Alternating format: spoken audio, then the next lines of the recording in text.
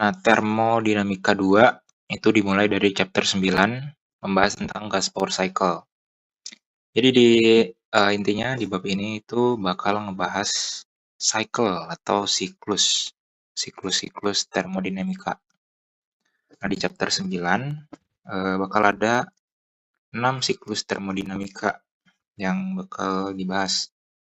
Pertama ada siklus Otto, kedua ada siklus diesel,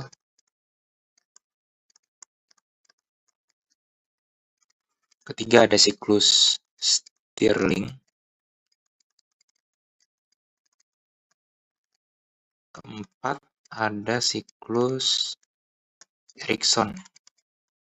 Erikson double S, kelima ada siklus Brayton, dan terakhir keenam ada jet propulsion cycle, atau siklus jet. Itulah. Nah, di siklus Otto ini dipakai di spark ignition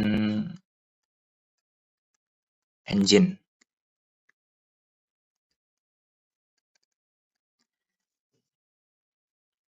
Siklus diesel itu bakal dipakai di self ignition engine.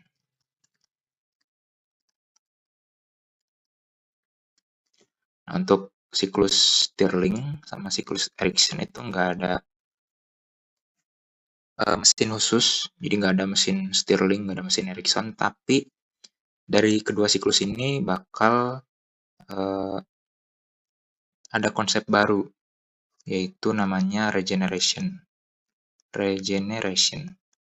Nah, si konsep ini yang bisa dipakai buat meningkatkan efisiensi dari suatu mesin. Nah, contohnya nanti ada siklus Brayton yang menggunakan konsep regeneration ini. Nah, untuk siklus Brayton ini dipakai buat gas turbine engine atau mesin turbin gas. Terus untuk jet propulsion engine ya jelas lah ya. Jet propulsion cycle dipakai di jet. Oke. Jadi ada dua aplikasi penting dari termodinamika. Yang pertama itu buat pembangkit daya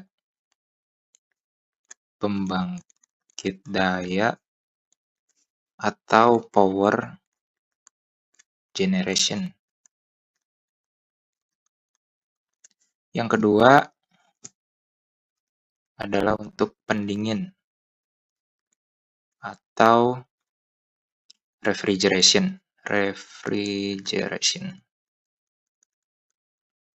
Nah, suatu sistem itu bisa menghasilkan efek pendingin karena menggunakan yang namanya siklus termodinamika. Jadi sistem itu berjalan menggunakan siklus termodinamika. Nah, siklus termodinamika itu ada beberapa. Banyak sih. Siklus termodinamika itu bisa dibagi berdasarkan outputnya. Jadi berdasarkan outputnya, siklus termodinamika itu bisa dibagi jadi dua. Ada power cycle atau siklus daya. Yang kedua ada refrigeration cycle atau siklus pendingin. Nah, di power cycle, outputnya adalah daya. Jadi fokus utama dari siklus ini adalah untuk menghasilkan daya. Sedangkan di refrigeration cycle, outputnya adalah efek pendinginan.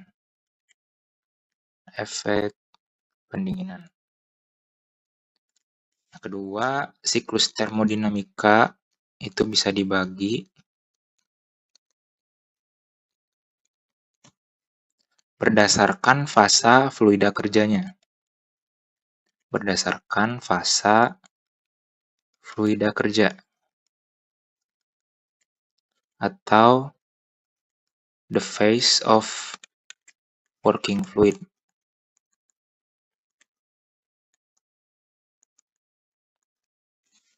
Nah, berdasarkan fase fluida kerja, si siklus termodinamika ini bisa dibagi menjadi dua. Ada gas cycle atau siklus gas, ada vapor cycle atau siklus uap. Ya, dari namanya tahu lah ya. Berarti gas cycle itu fase fluida kerjanya gas. Untuk vapor cycle, fase fluida kerjanya itu uap. Vapor atau uap. Nah, terakhir, si siklus termodinamika ini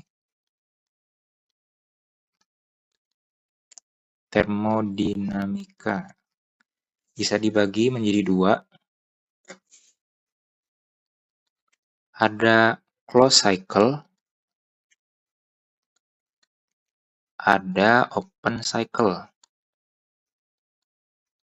Nah, di closed cycle, si fluida kerjanya itu bakal terus-menerus bersirkulasi di dalam sistem.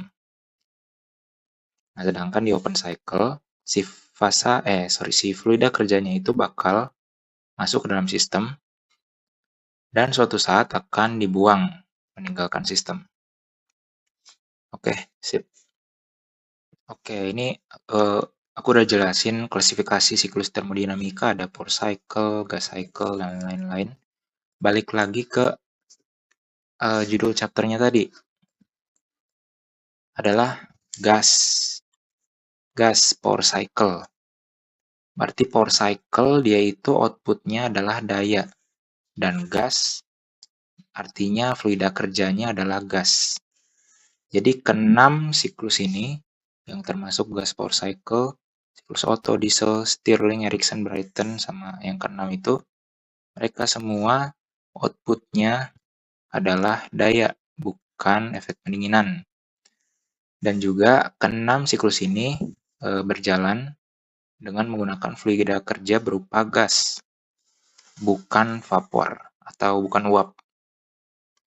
Oke, aku tambahin dikit lagi tentang fluida kerja atau working fluid. Itu adalah fluida yang dipakai di dalam siklus termodinamika ini. Terus yang dimaksud sama fluida itu semua zat yang bisa mengalir. Jadi yang termasuk di antara fluida itu ada gas, ada uap, sama ada air. Itu termasuk ke dalam fluida. Jadi fluida itu bukan air doang, tapi uap sama gas juga termasuk fluida karena mereka bisa mengalir.